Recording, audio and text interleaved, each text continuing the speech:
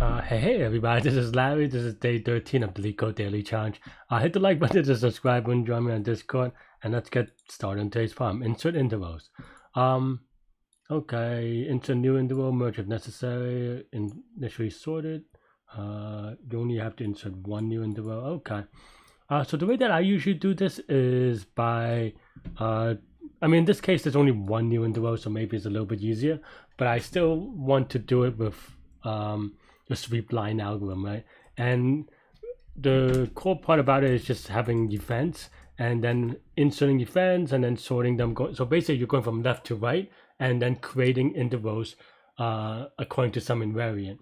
And in this case, the definition of an interval is any interval that contains one or more intervals, right? So that's the definition of merging it. So that's how I'm going to and that's the invariant that I'm going to try to implement now. So for start finish in intervals, events dot add or append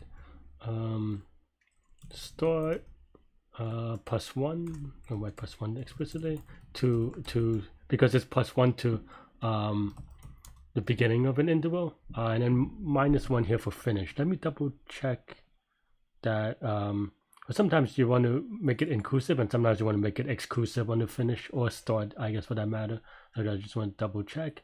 Yeah, it should be okay. And then we also want to do events.append. Maybe we could write them a little bit better, or maybe just this intervals.append new interval, right? So then now this should already handle that for us. And then now we just have to sort it. And then the question is if something that comes up is that if two things happen at the same time, do we want the finish to come up first or the start to come up first, right? So in this case, because we sort, we're going to get the negative one first. So that's actually not what we want. So let's do key is equal to lambda of x, where we group it by x sub 0, which is fine, and then negative x sub 1, so that we want to put the plus 1 first. And the reason is that if basically an interval begins and ends at the same, or the start ends at one point and then the finish ends at the same point, you want it to merge them together in this case. And the way you do that is going from one interval to two interval to one interval versus the other way around. And you could do other ways to denormalize it, but that's how, or to normalize it, but that's how I would do it, or I'm doing it now. So now we can look at each event by for point delta in events, and we want to have an answer list. So let's just do results is equal to thing. And then current is equal to 0. That's just the current number of intervals. So now current plus equals to delta. So now if current is equal to, so what do we want to do, right? Let's do the beginning of interval. Let's just start to none. We know that this is the beginning of a new interval if the current is equal to 1 and delta is equal to 1, right? Because what this means is that you're going from 0 to 1. So then now you want to create a new interval. So the start is equal to point.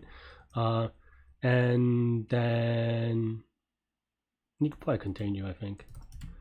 And then in another case, which is going from 1 to 0. So if current is equal to 0, so there's only one way to go to 0. So we don't have to do n delta is equal to negative 1 because that's implicit. Though for symmetry's sake, I'm going to just keep it in here. But there's only one way to get to 0. Then you want to create a new thing. So let's append it from start to point. I think this has to be a list actually. So this is a basic application of the sweep line algorithm. So I definitely recommend you going around it. Go learn it. And then now return results. And this should happen at the very end, so we don't have to worry about any leftover. Let's also put in the second case. So that looks good, and it was 4.8.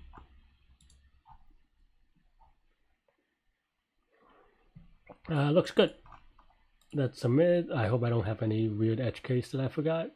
Okay, cool. Yeah, and as you can see, because I just literally append intervals into this, if this was a list of all the second intervals, we can actually, this would be the same code except for, so this is a pretty good pattern to learn, pretty good paradigm. I dig it.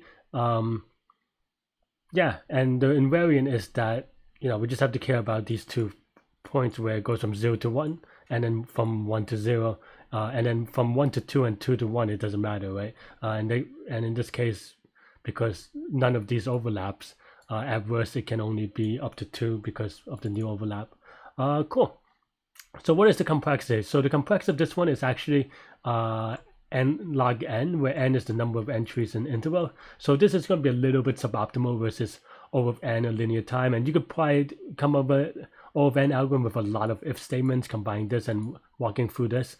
But for competitive, this is definitely the way I would do it, because there's just fewer edge cases that we have to worry about or think about. But definitely for interview, I would just do and the if statement way, the linear way, is probably what you think it is, which is just a lot of if statements keeping track of different states.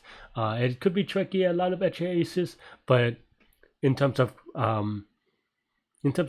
algorithm, it is, it should be pretty straightforward. And of course, this is O of n space as well. But yeah, that's all I have for this problem. Hit the like button, hit the subscribe button, join me on Discord, and let me know what you think. I will see y'all tomorrow. Bye bye.